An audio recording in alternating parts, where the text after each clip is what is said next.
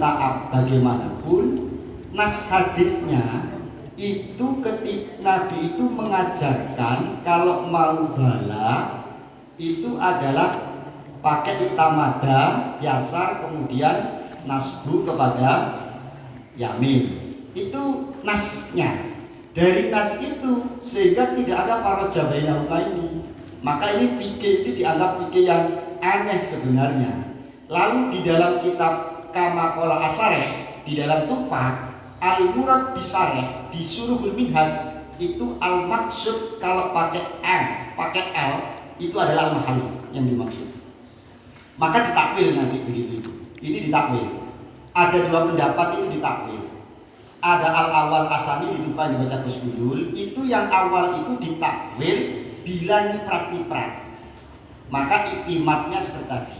Bila ya kami di rumah itu kalau pakai satunya itu iktimat, hanya pakai iktimat satu berarti nyiprat-nyiprat, maka ya kami di rumah.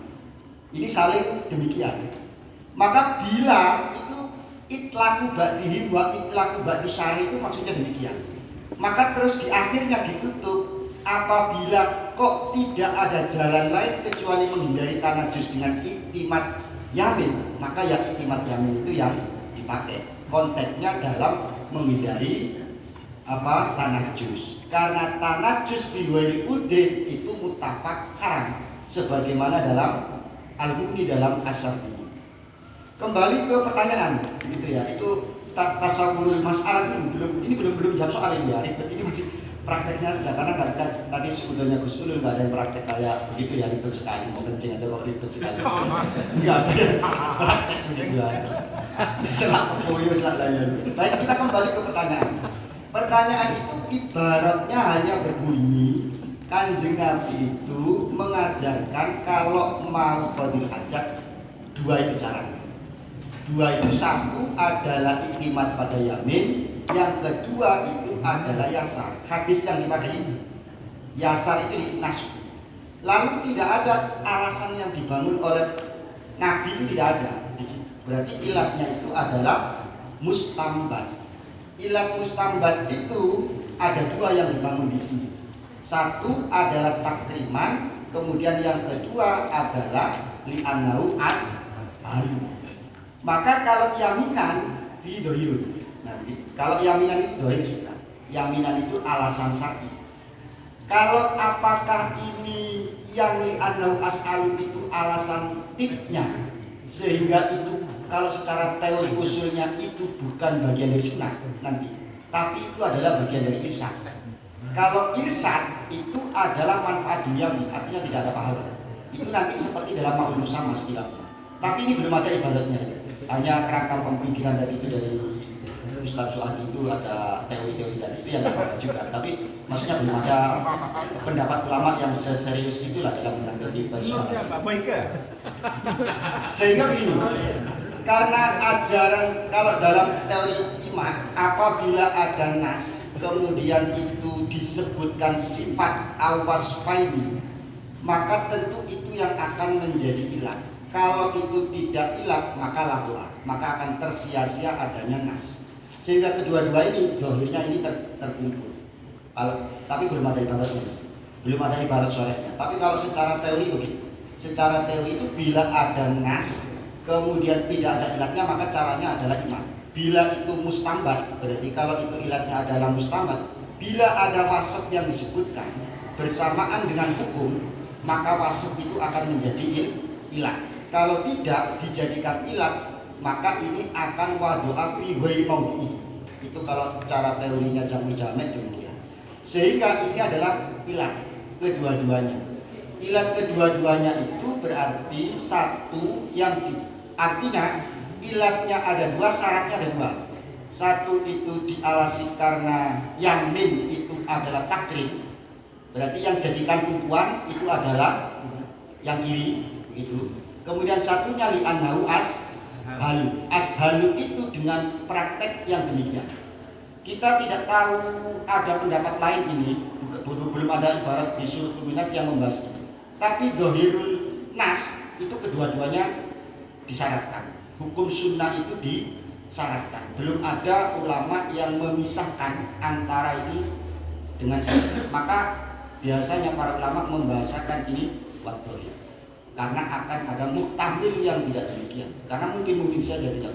Tapi harus diketahui belum ada ibarat yang menjelaskan secara sore. Tapi kalau di Mughni itu ilat yang dibangun kemudian berdasarkan hakiknya Darul Faihah itu ya berdasarkan hadis itu. Nah, berdasarkan hadis itu artinya ada dua.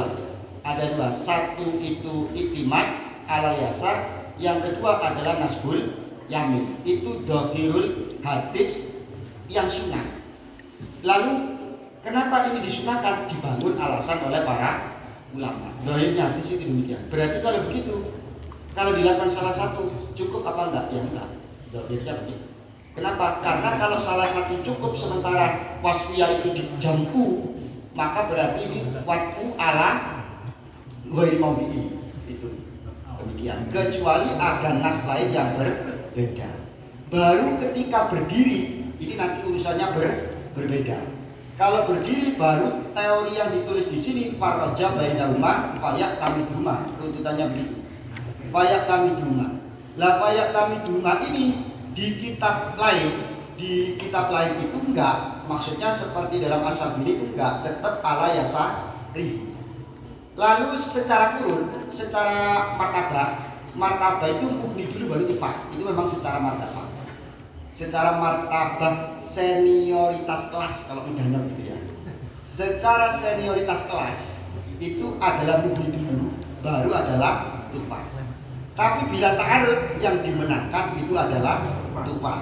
Jadi adik kelas itu kadang memang dimenangkan juga dari itu walaupun lebih tua. Juaranya Ibnu Hajar. Nah, kemudian sama Ibnu Hajar itu ditakwil. Dua ditakwil itu dalam persoalan kalau nyiprat. Berarti seandainya itu tidak nyiprat, maka kembali ke aturan awal, yaitu iktimat ala yasa. Maka di fayak tamidu itu itlaknya ba'di syareh itu adalah di kalau versi Ibnu Hajar itu diihmalkan bila itu adalah akan terjadi niprat tanah jus itu. Seperti tadi yang ibaratnya itu sudah dibaca itu.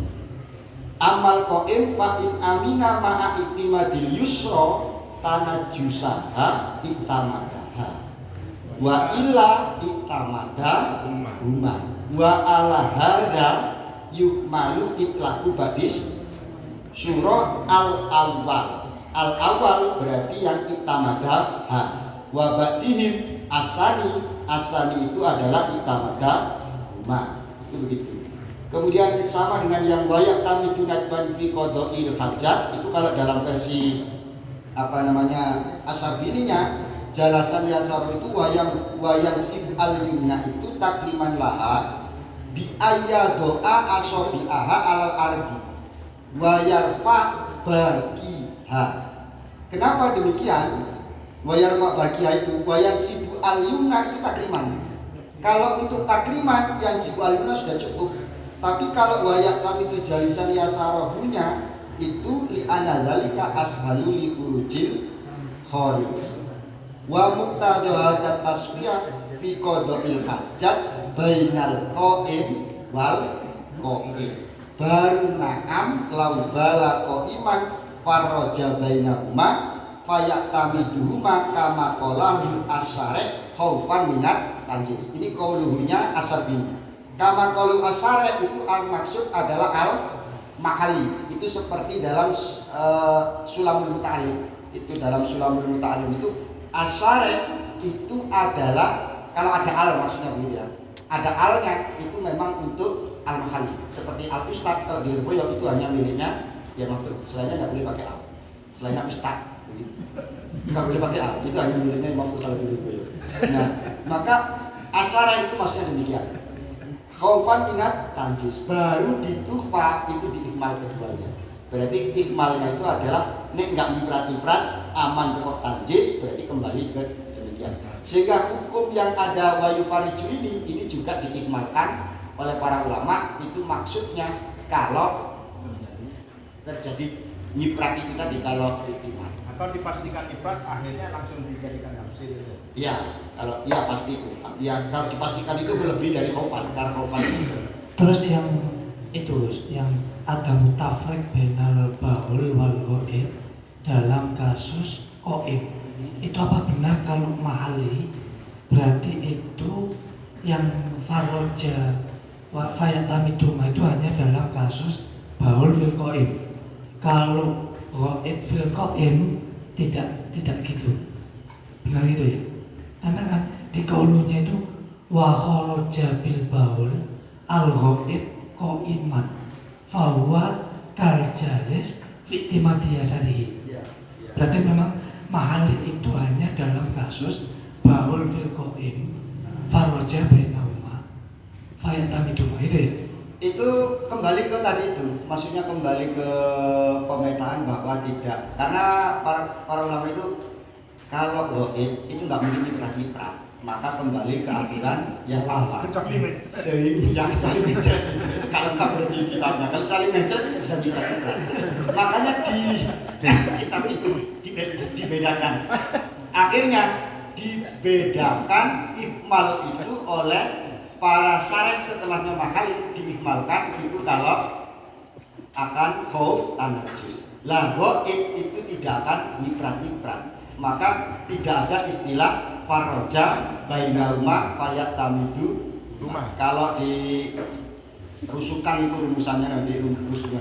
Karena kalau kencing itu lebih bisa dikondisikan gitu ya. Tapi kalau itu tidak bisa kan nggak ada orang yang kayak Suadi itu ya, Pak Ustaz Suadi itu kalau orang tahu itu kan ya pasti gitu ya kan. Tapi kalau kencing itu rusuh itu kalau di pondok itu suami praktik kemana-mana kalau Ustaz Suadi. Kalau dirusuhkan tasawufnya kan kayak begitu. Ada apa-apa. Tapi di kitab nggak sampai ke sana. Kira-kira begitu. Sehingga kesimpulan yang ditanyakan Gus Ulun, belum ada mansusnya dari ulama ini memang.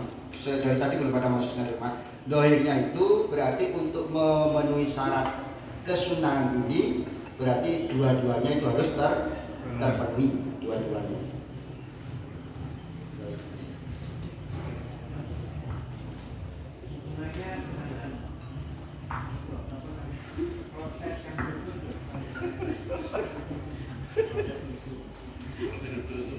Bagaimana melakukan kesunahan pada kosan duduk? Oh, diring. Ya berarti duduknya di atas kelas.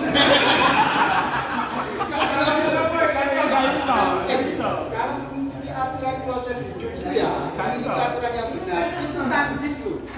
Ya tanjis tapi tanjis ke semuanya. Dan itu tidak diperlukan kan nggak boleh.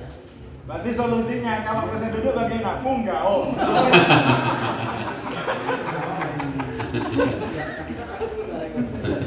Karena itu arsiteknya bukan anak pondok dan bukan anak santri. Iya, Makanya dia buat Enggak itu kalau dalam sejarahnya proses duduk itu ya, proses duduk itu tidak diperuntukkan orang sehat memang, tapi itu diuntukkan orang remuk begitu. Terus orang sehat itu ketularan sama orang enggak, saya nggak tahu pasti. Untuk rumusan beres G. Satu lagi. Bun G. Kalau tadi kan alasannya hanya dua gitu, hanya takriman sama ashalu. Kalau ini bisa dimasukkan ke taklilnya juga enggak? Li'annahu ashalu li khurujil kharij wastimalu li yusra fi ma yaliku biha. Oh ya. Sama munasabah. Ya. Wastimalu li yusra fi ma yaliku biha. Ya. Agak sama dengan yang kedua tadi takriman. Enggak maksudnya taklil gitu. Kan bisa taklil ilzam sama takriman itu berarti. Jadi tafsir dari takriman itu Ya. begitu. Tapi kalau dilengkapi ya ditambah bisa. Berarti bisa apa itu ilmuwan bisa memang beda-beda. Oke. Kemudian yang kedua tadi kan sepaket ya antara waya tamidu dengan wayan sibu itu kan sepaket. Itu kan kalau di sini gambarannya bi ayyadu'a asobi'aha alal arti wa yarfa'a baqiyaha wa yadumma. Nah ini Wa yadumma kama qala al-Adroi fakhidaihi. Itu apakah juga sepaket? Enggak. Itu tambahan dari Adrodi karena itu tidak berangkat dari hadis yang disepakati. Hadis yang itu tambahan dari Al-Adrodi. Di Al-Qut itu di Qutul Muhtaj itu tambahan dari Al-Adrodi. Itu tambahannya, tidak disepakati. Karena hadis yang disepakati itu adalah iktimat ala yusra sama nasbul yamin. Itu hadis yang disepakati. Terus prakteknya Tapi gimana? kalau menurut itu ya berarti tambahan dari Abang Murfahdi kan pegang utama gelimpang. Nggih, selanjutnya kita buka pertanyaan berikutnya. Monggo. Anu aja itu Saudara sedikit ya tentang perkhilafan antara apa tadi Koiman Yasar. Itu kan sebenarnya perkhilafannya antara pendapat ulama yang mengatakan jalisan yasarohu itu jaro alal ghalib, dan yang kedua yang mengatakan wabaduhum akhoda bimuqtadohu. Jadi kalau mengikuti pendapat yang alayasar itu jaro alal ghalib, maka di sini sing mengikuti ba'duhum akhadha bi muqtadha, maka ketika berdiri wayak takiduhuma qaiman. Jadi berangkatnya itu kalau dari minhaj itu kan wayak tamidu jalisan yasarohu. Kemudian di manhajnya, di rangkumannya itu memakai kata jalisannya dibuang, sehingga wa ayyatamida yasarohu. Nah maka kemudian di sini dikatakan wa qaulul asli wa yaktamidu, jadi wa ayyatamida sing yang yasarnya dibuang, wa ayyatamida fi qadail hajat walau qaiman. Jadi kalau walau qaiman nasiban yamnahu bi ayyatoa sobi'aha alal ardi. Lah niki yang walau qaiman tetap ala yasarohu itu karena memakai pendapat yang jaro alal ghalib. Itu baul apa goib? Nah, Baul apa goib? saya belum membahas tentang baul atau ghaibnya. Saya masih membahas tentang pendapat yang pertama, apakah itu berdiri itu juga alal yasar atau dua-duanya, ya tamidu dua-duanya. Maka kalau yang mengikuti pendapat yang jaro alal ghalib, maka itu walaupun qaiman itu tetap ya tamidu alal yasar. Tapi kalau mengikuti pendapat yang akhadha bi muqtadahu, maka ini ya tamidu dua-duanya. Jadi kalau qaiman dengan bertumpu pada dua kaki. Tapi kalau yang mengikuti pendapat yang jaro alal ghalib tetap bertumpu pada kaki kiri. Kemudian di bawahnya dikomentari, kalau walau qaiman, yang walau qaiman ala yasar, ini dikomentari walau qaiman dhaifun. Jadi yang mengatakan bahwa kalau qaim itu bertumpu pada kaki kiri, itu pendapat yang dhaif. Wal mu'tamad fima idza kana qaiman ayyatamida ala ijlaihi ma'an. Jadi kalau mengikuti pendapat yang mu'tamad berarti yang akhadha bi muqtadahu, maka ketika itu baulnya berdiri atau ketika qadil hajatnya itu berdiri, maka bertumpu pada kedua kaki, bukan kepada alal yusra. Kitabnya bagus. Niki dari saya mengambil dari Bujaironi. Di Jamal juga. Di Jamal juga karena sama-sama mensyarahi manhaj. Sama-sama mensyarahi manhaj yang itu manhaj yang menimbulkan perkhilafan gara-gara di manhajnya itu membuang jalisannya itu. Sehingga di situ kalau manhaj itu mengatakan jaro ala apa sih ini? Alal ghalib, sehingga walau qaiman tetap bertumpu pada kaki kiri. Tapi kalau pendapat yang lain wa muqtado akhadha bi muqtadahu itu tidak, seperti yang disampaikan tadi di Ibnu Hajar itu memakai dua-duanya. Kemudian di sini ada komentar lagi lanjutannya tentang wa dhahir shalih usare anna hadzal khilaf fil bauli wal ghaib. Tapi dikomentari lanjutannya walaisa kadzalik bal dzalikal ba'du qad quyida bil baul faqat wa ibaratuhu walau bala iman farroja bainahuma ayaktamiduhuma. Jadi perkhilafan antara iktimat pada dua kaki atau tidak itu hanya dalam masalah kasus baul. Terbukti di ibarat yang dipakai oleh mengatakan yang kedua kaki itu walau bala, pakai kata-kata walau bala iman farroja bainahuma ayaktamiduhuma. Wa ammal hukmul wa'id lanjutannya wa amma hukmul wa'id fa in khaufa minhu at-tanjis i'tamadahuma ma'an wa illa baru i'tamadal yusra faqat aidsin ala mimro wa biqaulihi wa ammal wa'id yujma'u baina kalamil mahalli wa ghairihi kama qalahu Za'iyah. Lakin haitsu kana kalamuhu khassa bil baul la yata'atta hadzal jam'u. Jadi di sini di Bujaironi ini menggabung antara apakah bertumpu pada yasar itu jalisan atau dan juga qaiman. Ternyata terjadi perkhilafan kalau yang jaro alal ghalib itu berdiri pun alal yasar. Tapi kalau yang bimuqtadahu maka kalau berdiri bertumpu dua kaki. Dan perkhilafan ini terjadinya dalam kasus baul, bukan dalam kasus ghaib. Itu mawon. Terima kasih. Itu karena memang berawal dari bahwa komentarnya Al-Mahalli itu pakai redaksi walau bala qaiman. Akhirnya komentar-komentar para atau generasi selanjutnya itu akhirnya komentarnya khilafnya itu hanya dalam kasus baul. Kalau dalam kasus ghaib itu tidak.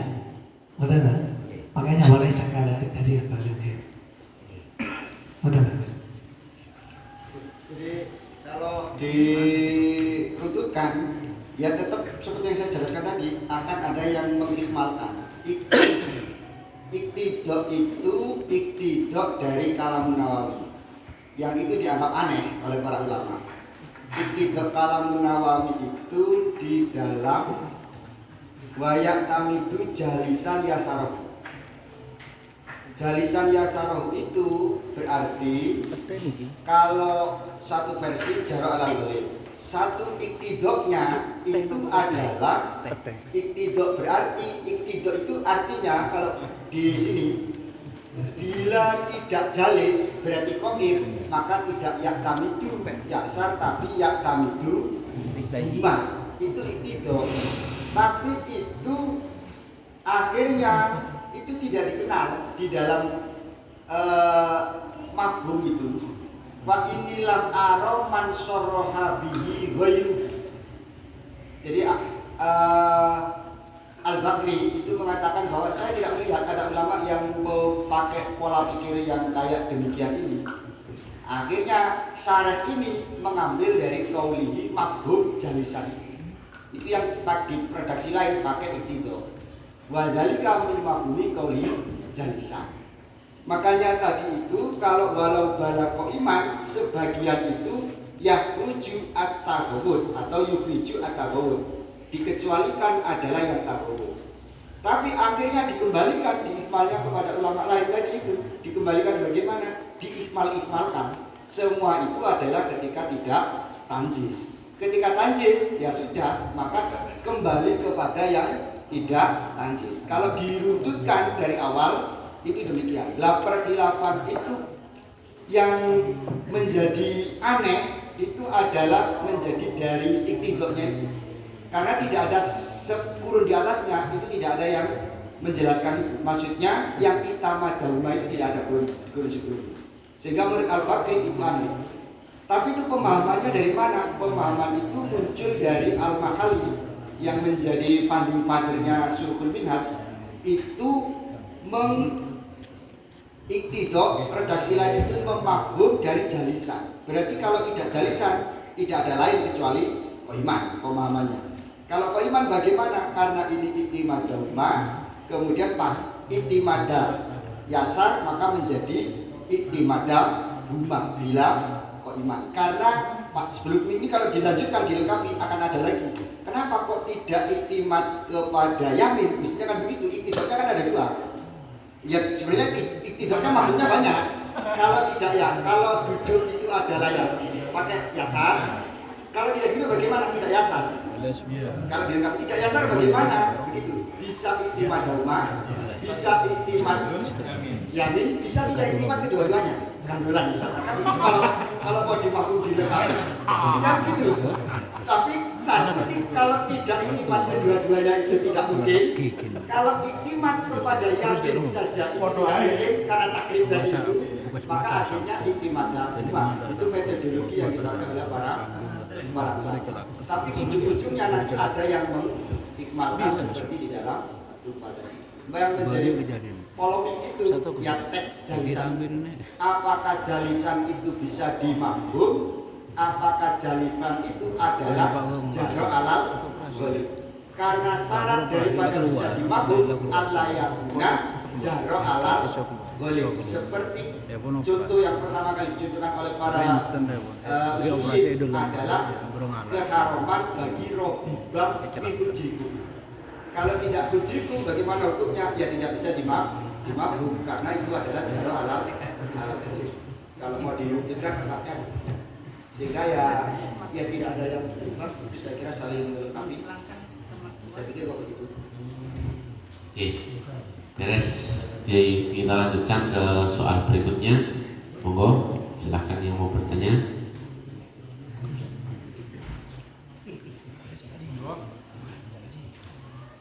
Ini mungkin dari medis ada yang mau tanya ini. Kita ini. Medis ini. Dokternya siapa? Dokternya siapa? Tadi? Dokter Baika. Monggo. Aku datang ke dengannya nih.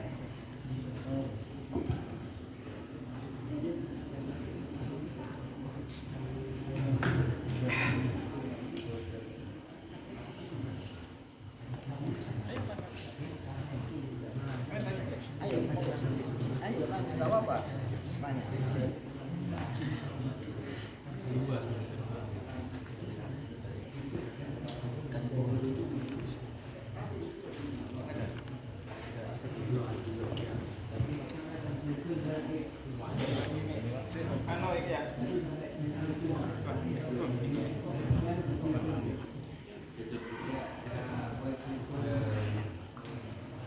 Tanya.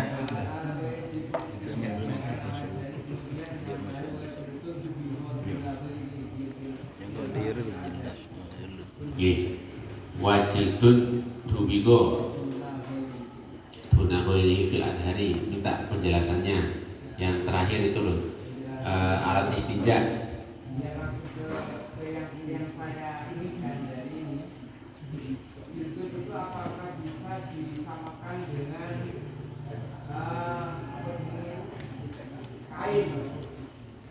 Berarti istinjanya menggunakan kain. Apakah bisa disamakan dengan jildur guna bayi alat untuk bayi istinja pertama gimana awal dari wajah ilmu abdulun makna hajat untuk dari posisi kemudian waktu makna hajat Wafi manal hajari jildun, benar. Terus itu apakah bisa disamakan dengan istinja menggunakan kain? kain. Mana dulu di belakang. Yun?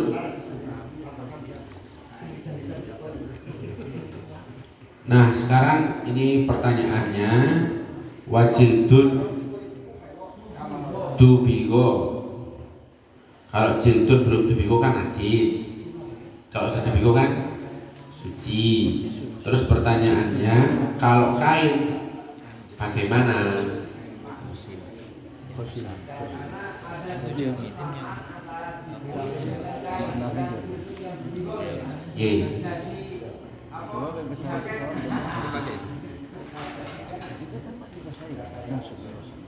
Monggo.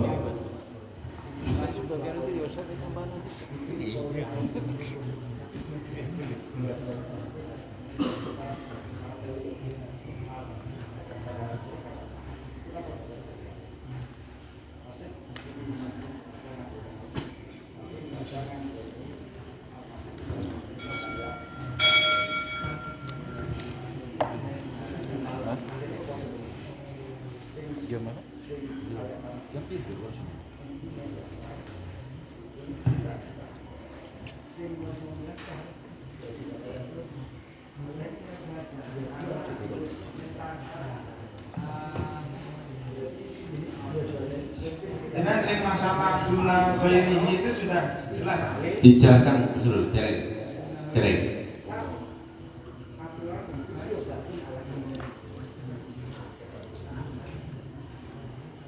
Saya kira kalau di pertanyaan Ustaz Asad itu, kalau masalah kain itu nggak masuk di sini, itu masuknya itu adalah Kullu jamidin. kullu jamidin tahirin qaliin ghairi muhtaramin. Yang penting sudah memasuki kriteria itu, jamid, tahir, qali, ghairi muhtaram, itu sudah masuk. Nah, titik poin pada wajil dan tubighaduna ghairihi itu adalah maksudnya yang bisa untuk istinja itu adalah merupakan jildun saja, tidak pada sesuatu yang menyertai jildun, karena yang bisa dijamak itu menurut versi sini adalah jildun saja, maka itu tidak bisa yang lain, misalnya tulang atau yang lain sebagainya. Jadi kalau ketika ingin mempertanyakan masalah tentang kain, itu maksudnya pintu gerbangnya bukan dalam wajil tuntubiyuhot, tapi adalah masuk kategori kullu jamidin tahirin qaliin ghairi muhtaram. Karena kalau hasil tidak ada di antara jilda al-madrubo lam yaqolahma wa taqola bidabi antok ilahmi ila siap. Tadi kan kepakaian. Si duna ghairi itu maksudnya ini betul, coba dijelaskan dan terus asli wajil dun dubigo boleh, duna ghairi berarti duna jildin yang lam yadbuk, mana jildun lam duna ghairi. Ini artinya gitu loh, kan aslinya istinja dengan lahmun, dengan admun itu kan tidak diperbolehkan karena itu adalah kategori muhtaram. Alasannya muhtaram karena kalau lahmun itu karena itu makul. Terus kalau misalnya apa niku tulang itu karena itu adalah makul jin atau akul jin dan lain sebagainya, kan itu nanti. Oh, ini berarti selain jildun itu, Pak. Selain jildun nggih. Iya, bisa. Lain jildun berarti kalau selainnya jildun itu meskipun ditubigha itu adalah tidak beralih menjadi seperti apa tadi kan. Terus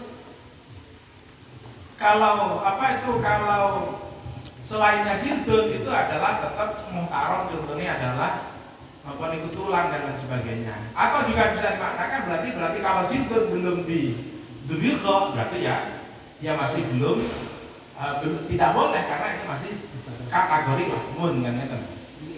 Nah terus dengan kawan takola bidabi antok ilahmi ila siap. Nggih. Berarti kan Ya artinya kalau istinja dengan lahmun kan boten asal. Ya kan? Nah ketika tidak dulu itu sudah tidak masuk kategori tidak kategori lahmun, tapi kategori ya bukan lahmun. Berarti kata lahmun ya berarti sama dengan pakaian dan lain sebagainya. Dengan pakaian. Ya gitu. Berarti itu yang apa yang dimulhakkan atau yang makis alehnya itu adalah siapnya. Berarti bukan berarti pakaian itu kemudian boleh karena disamakan dengan jildun, tidak. Tapi jildun yang madbuh itu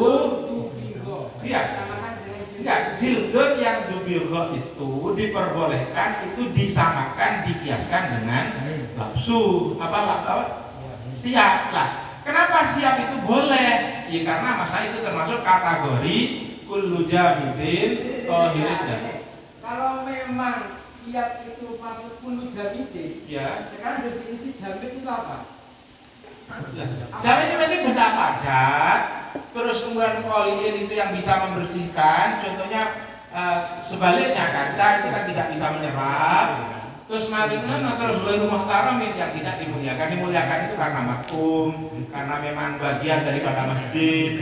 Nah, itu ada ismu ma'dhon. Itu semacam itu. Jadi konsep siap itu boleh, kalau memang boleh itu bukan karena dikiaskan dengan jildun. Kembalinya ke mana?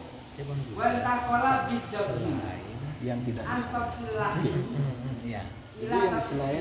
Jadi ngeten Asalnya kalau tengahi kalau paham maksudnya kusulul ini ghairu muhtaromin, syaratnya kan tidak muhtarom. Kalau muhtaromin tidak boleh dipakai untuk membersihkan najis. Contohnya adalah daging, kulit yang belum disamak, itu juga muhtarom. Nah, kalau jildunnya dubigo berarti masuk kategori ghairu muhtarom. Kalau jildunnya dubigo menjadi ghairu muhtarom.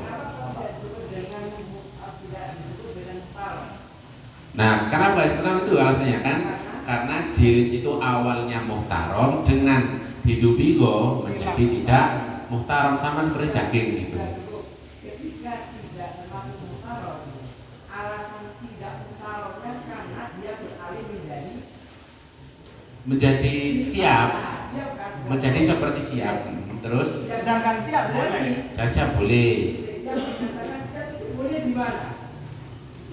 Ya karena sudah termasuk itu Ya. konsep awal ini. Siap itu boleh karena tidak perlu jamidin. Ya, betul.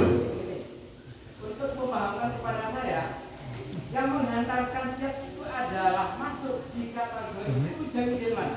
Untuk menghantarkan pemahaman saya. Kita kusurul ini saya kula paham sing arep iki. Iki bingung. Lek dikiasno oke tadi. Jadi jildun yang lam yudbak tadi itu dikiaskan dengan siap, paham. Maksudnya saya paham. Tapi yang saya tuh enggak dong. Kenapa siap itu dianggap sebagai kullu jamidin tohirin yang menjadi syaratnya bil hajar. Wafi manal hajar. Wafi manal hajar. Kullu jamidin tohirin qoliin. Kenapa kok siap itu masuk ini gitu. Terus kalau gak masuk ini masuk begini. Bersiap itu apa? Jamid apa makanya kan dalam sirim itu dalam fikih itu kan cuma tiga, bukan dua. Ada jamid, ada makeh. Beda kalau dalam IPA ada padat, ada cair, ada gas. Lah saya kira itu ya dohir. Pokok apapun yang jamid itu adalah boleh. Berarti termasuk siap itu adalah jamid. Sekarang siap, kita bicara siap. Siap itu apakah dia termasuk muhtarom? Siap mutaram boten Gusul, boten nggih. Siap itu mutaram boten kita ini boten. Muhtarom itu kategori muhtarom di sini adalah makanan, terus asbab lakdab, terus kemudian bagian dari masjid. Oh kita mawon pun kita angkat istilah ghairu muhtaram itu kategorinya Apa kategori ghairu muhtarom? dibaca dulu biar memuaskan. Sebelum itu Yang mana yang sebelum? Sebenarnya kan yang diminta pertama tadi itu kan wajildin yang dubigo jildin dubigo duna goirihi itu kan tadi dari Gusulul goirihinya itu kan selain jildun yaitu tulang gitu kan. Selain jildun dubigo. Kalau Jildun yudbak. nah, Sudah. Ya. Wa ibn adar li anahu leka dibigo. Berarti ghairi itu adalah ghair madbuh. Li anahu innama najisun karena najis. Kan kalau belum disamakan najis, berarti tidak memenuhi tohirin. Terus enggak au makulin utawa makul. Kalau makul berarti haram kan gitu. Jadi kita loh ya maksudnya. Berarti yang namanya sama itu kan ada dua kemungkinan. Sama itu adalah al-faslu bainal jildi wal ghairihi. Jadi kalau di sini asal daripada madbu apa itu? Madbu.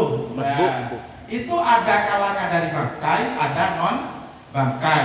Kalau dari bangkai berarti dia najis. Sebelum disama najis. Karena najis tidak bisa untuk cewek. Kalau memang itu adalah suci karena disembelih, kok belum disama, maka itu kategori makul. Makul masuk muhtarom. Sehingga kalau tidak begitu, muhtaromnya hilang, terus kemudian najisnya hilang, maka sama dengan konsep dasar yaitu kullu jamidin tahirin qaliin ghairu muhtaramin. Nah niki sekarang diminta kategorisasi ghairu muhtaramin. Jari ini Ustadz Asad, kok iso baju itu ghairu muhtaramin, iso digawe cewek, lho karepe ngono kok iso. Jas marah-marah juga cewek kok ngono sampai gitu ya. Harusnya segitu. Saya bantu jawab.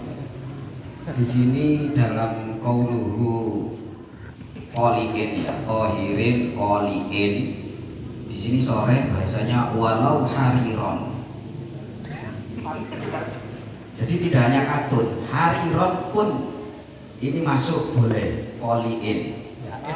Lirijala ya padahal larang tetap boleh. Qoliin walau hariron lirijali. Kama qala Ibnu Limat bi ibahatihim lahum walaisa min babil lubsi. Kalau pakaian laki-laki nggak boleh karena harir, tapi nek digawe cewek boleh walau hariron. Kalau gawe cewek walaupun sebentar saya lanjutkan nanti muhtarom tadi itu. Rasanya bukan siap kan? Nah, iya, tadi kan bahasanya ada sebentar. Saya ngomong belum selesai, maka saya runtut. Satu ya, jadi di sini jelas walau hariron. Sore. Terus kemudian tadi yang ditanyakan tentang batasan yang muhtarom. Ya kan, barang-barang yang muhtarom itu kan apa? Di sini ada ibarat wal muhtaromu anwaun. Minha ma kutiba alaihi syai'un minal ilmi kal hadis wal fikhi wa makana alatun lidzalik. Amma ghairu muhtaram kal falasifah wa taurat ila akhirih. Kemudian lanjutannya lagi wa minha al mat'um min ghairil ma walau adungan. Jadi yang satu ada apa tadi muhtaramnya itu